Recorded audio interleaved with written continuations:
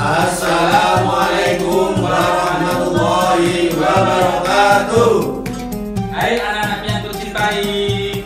Hai anak-anakku yang kusayangi. Hai anak-anak yang kubanggakan. Mari kita mengikuti kegiatan Pondok Ramadan SMA Negeri 2 Ngawi 1442 Hijriah. Selamat mengikuti.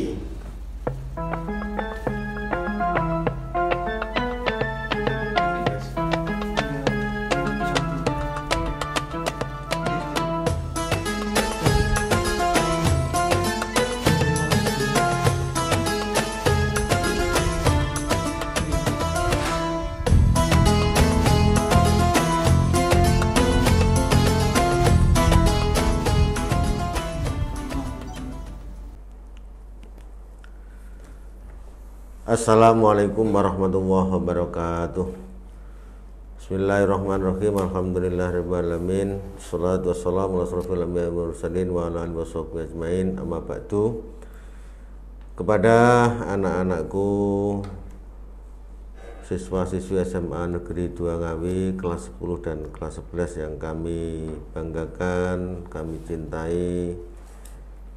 Dalam kesempatan ini kita dalam kegiatan Pondok Ramadan SMA Negeri 2 Ngawi tahun 1442 Hijriah. Untuk itu pada materi pagi ini tidak akan disampaikan, sudah tidak asing lagi bagi kita Bapak Farid yang akan nanti menyampaikan. Materinya adalah kaitannya dengan sholat sholat wajib atau sholat fardu. Ya. Tapi perlu disampaikan bahwa Pak Farid ini adalah alumni dari Win Maulana Ibrahim, Win Malang, Win Malang. S1 dan S2-nya di Win Malang.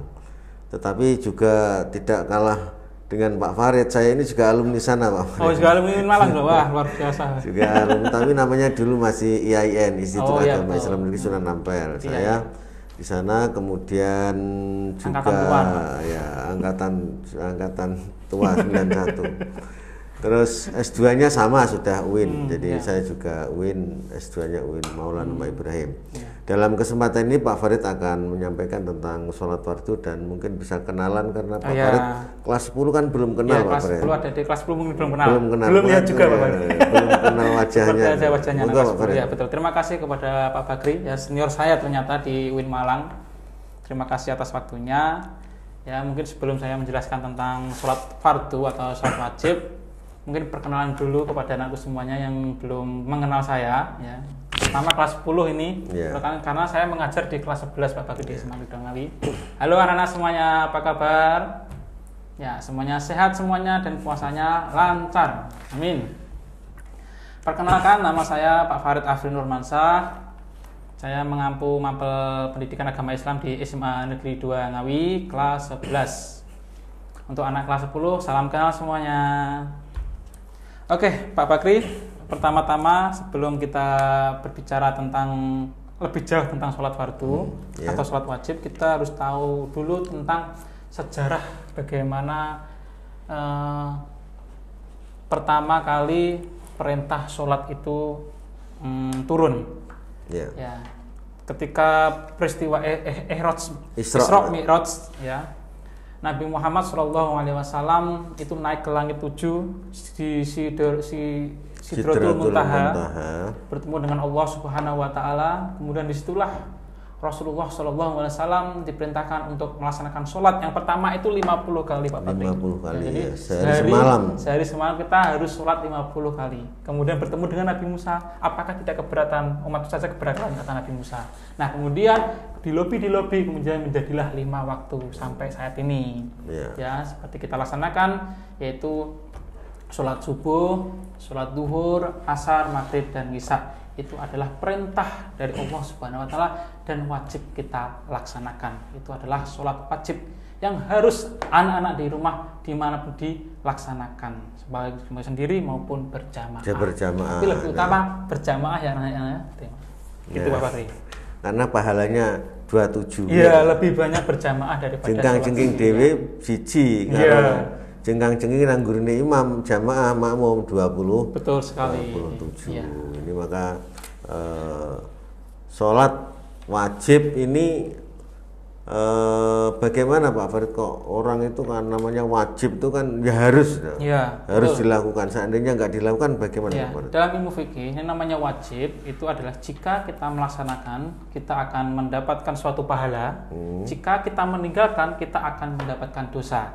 Oleh karena itu, karena sholat namanya sholat wajib, kita harus dilaksanakan setiap muslim maupun muslimah. Ya, setiap orang Islam wajib melaksanakan sholat. Jika tidak, maka akan mendapatkan dosa dari Allah Subhanahu wa taala. Bahkan Pak Bakri, orang yang suka meninggalkan sholat akan ditempatkan khusus, yaitu di neraka Sakor.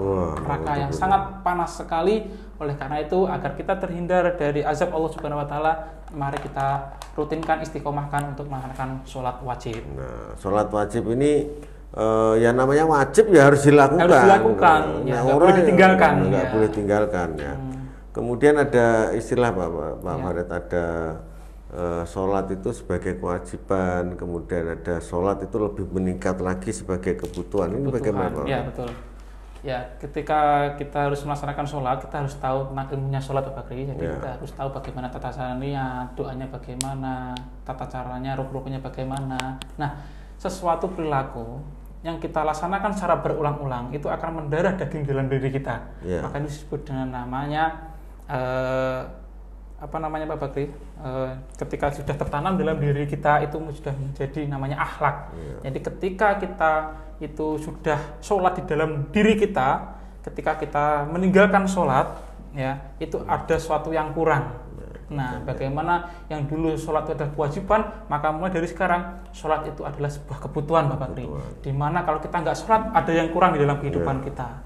Seperti kita kalau dalam kehidupan tidak makan kita lapar, tidak minum kita haus, tidak tidur kita ngeliyeng, kita oleng, ya, nah, gitu. Oleh karena itu, biar kita tenang dalam hidup kita kemudian istiqomah dalam kebenaran, maka kita harus rutinkan sholat, karena sholat itu merupakan doa Pak Bakri.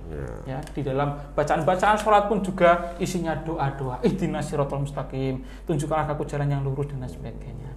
Dan sholat pun juga mampu untuk mencegah perbuatan dari keji dan mungkar. Ya, aku sholat, maksud aku arep berlaku yang buruk dan sebagainya. Nah, itu adalah bagaimana hikmah-hikmah kita melaksanakan sholat wajib. Jadi mulai dari sekarang sholat itu sebagai kebutuhan anak-anak. Kalau kita tidak sholat, kita akan kurang dalam hidup kita. Seperti itu. Ya, terima kasih kepada anak-anakku yang mengikuti pondok pesantren ini. Pondok apa? Pondok Ramadan. Pondok Ramadan Kilat 2 hari. SMA Negeri 2 Ngawi ini. Jadi santri, jadi dia 2 hari itu ini adalah santri-santri yang sekarang ya, santriwan santriwati ya. Nek ditekoki biasanya mondokin nanti Mas. Mondoknya di mana? Jawabnya Pondok Ramadan.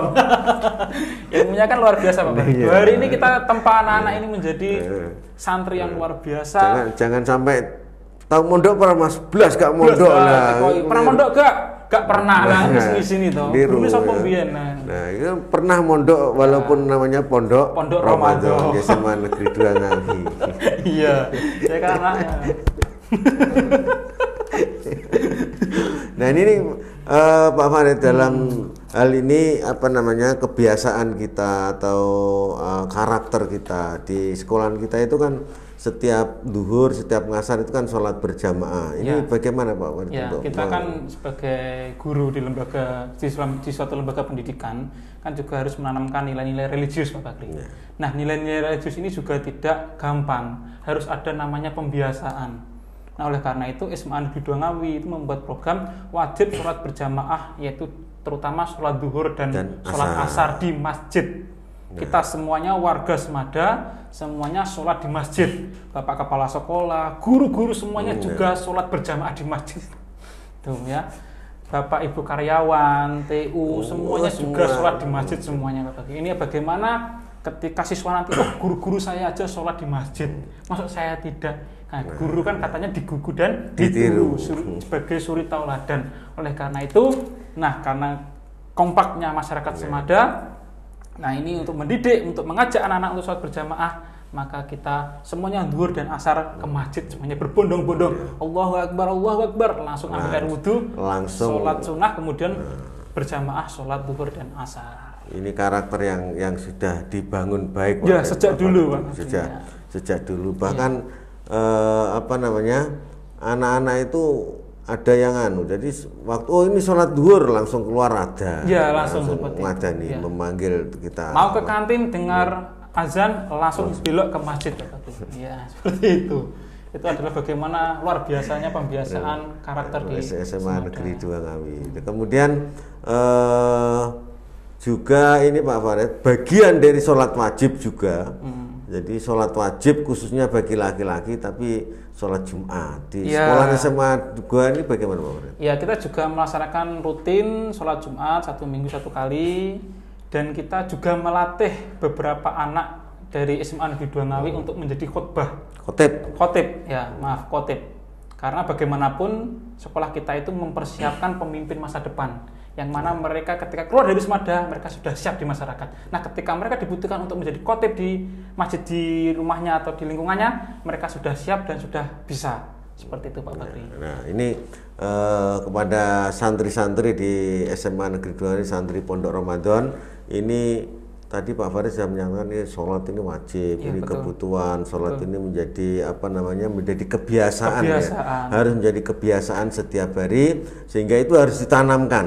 Maka dalam Pondok Ramadan ini khususnya materi sholat wajib ini, anak-anak harus sholat itu di dalam pikirannya, sholat itu wajib, sholat itu kebutuhan, sholat itu menjadi kebiasaan, sehingga anak-anak itu takut meninggalkan sholat. Jadi Anda itu harus takut meninggalkan sholat, terutama sholat wajib. Ini menjadi materi yang harus disampaikan, dan mudah-mudahan Pondok Ramadan tahun ini bisa bermakna, walaupun ini dalam pandemi. Dalam keadaan pandemi, Anda banyak di rumah tentunya lebih kusuk, Bang. Betul, lebih kusuk, waktunya juga lebih banyak ya. Mungkin ngajak orang tuanya juga Pak Bakri, karena kan tanggung jawab anak itu kan bukan hanya guru saja Pak, orang tuanya di rumah juga. Seperti itu. Jadi kalau misalnya anaknya nggak sholat, boleh aja dipukul. Harus dipukul itu. Karena itu ada perintah agama seperti itu. Kalau anaknya nggak mau sholat, harus silakan dipukul. Makanya anak-anak kelas 10-11 kalau Anda tidak sholat, mungkin Anda dipukul oleh gurunya atau dipukul oleh orang tuanya, dipukul dengan kata-kata, dipukul dengan dengan kata ajakan dan sebagainya. Nek gak gelem dipukul karo duit Pak Farid. Oh iya, dikasih motivasi. Wes sholat dulu tak kasih uang itu. Tapi jangan sebagai pembiasaan, nanti bahaya, nanti jadi mata duitan. Gitu. Mungkin itu Pak Farid cukup. Terima kasih, mudah-mudahan kita ketemu lagi di lain kesempatan Pak Farid, di lain materi dan kesempatan. Terima kasih Pak Farid. Ya, sama-sama. Maka dari itu kita tutup dengan bacaan Wassalamualaikum warahmatullahi wabarakatuh.